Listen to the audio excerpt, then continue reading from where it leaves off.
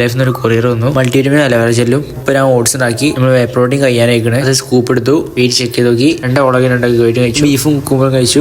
അടുക്കളയിൽ നിന്നപ്പോൾ ലൈറ്റിംഗ് കണ്ടപ്പോൾ നമ്മൾ കുറച്ച് പോസ് ചെയ്ത് നോക്കി. ഒരു വീഡിയോ ഒക്കെ എടുത്തു.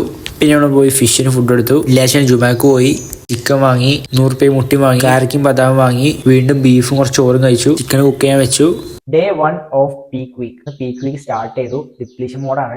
കാർബ്സ് പറ്റ കമ്മിയാക്കും. 150 ഗ്രാം കാർബ്സ് ഒക്കെ മാക്സിമം എടുക്കുള്ളൂ. ഇത് ഡയറ്റ് കാണാൻ മനസ്സിലാവും. ഫുൾ പ്രോട്ടീൻ ആണ്. കാർബ്സ് മാക്സിമം ഒഴിവാക്കാൻ നോക്കുകയാണ്. രാവിലെ നിന്ന് ആകെ ഓട്സ് മാത്രം കാർബ്സ് കഴിച്ചത്. ഉച്ചക്ക് കുറച്ച് ചോറും കഴിച്ചു. അല്ല വേറെ ഒന്നും കഴിച്ചില്ല.